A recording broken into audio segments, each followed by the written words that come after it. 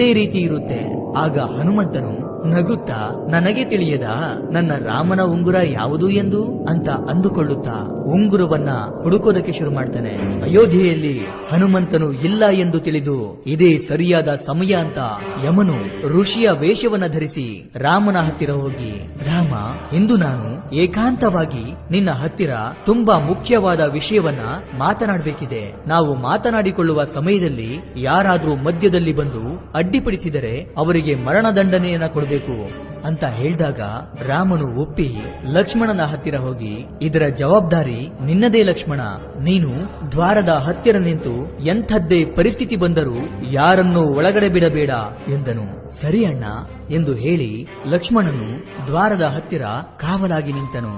ಒಳಗಡೆ ಋಷಿಯ ವೇಷದಲ್ಲಿದ್ದಂತ ಯಮನು ರಾಮನ ಹತ್ತಿರ, ಸ್ವಾಮಿ, ಶಿವನು ಮತ್ತು ಬ್ರಹ್ಮನ ಆಜ್ಞೆಯಿಂದಾಗಿ ನಾನಿಲ್ಲಿಗೆ ಬಂದಿದ್ದೇನೆ. ನೀವು ರಾಮನ ಅವತಾರವೆತ್ತೋಕೆ ಕಾರಣವಾಗಿದ್ದ ಕಾರ್ಯ ಮುಗಿಯಿತು. ಇನ್ನು ನೀವು ಇಲ್ಲಿಂದ ಹೊರಡಬೇಕಿದೆ, ವಿಷ್ಣು ರೂಪಕ್ಕೆ ಬದಲಾಗಬೇಕಿದೆ ಎಂದನು.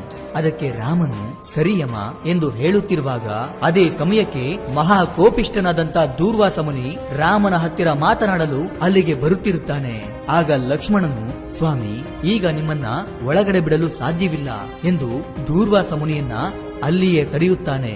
ಆಗ ದೂರ್ವಾಸ ಮುನಿ ಬಲು ಕೋಪದಿಂದ, ಏನು, ನಾನು ಅಷ್ಟು ದೂರದಿಂದ ರಾಮನ ಹತ್ತಿರ ಮಾತನಾಡಲು ಬಂದರೆ ನನ್ನನ್ನೇ ಒಳಗಡೆ ಬಿಡದೆ ತಡೆಯುತ್ತಿರುವೆಯಾ? ಇದರಿಂದ ಶ್ರೀರಾಮನು ನನಗೆ ತುಂಬಾ ಅವಮಾನವನ್ನ ಮಾಡಿದಂತಾಗುತ್ತೆ. ಈಗ ನೀನು ನನ್ನನ್ನು ಒಳಗಡೆ ಬಿಡದೆ ಹೋದರೆ ನಾನು ರಾಮನನ್ನ ಶಾಪಗ್ರಸ್ತನನ್ನಾಗಿ ಮಾಡುತ್ತೇನೆ ಎಂದನು. ತನ್ನಣ್ಣನಿಗೆ ತೊಂದರೆಯಾಗುವುದನ್ನ ಲಕ್ಷ್ಮಣನು ಎಂದಿಗೂ ಒಪ್ಪೋದಿಲ್ಲ.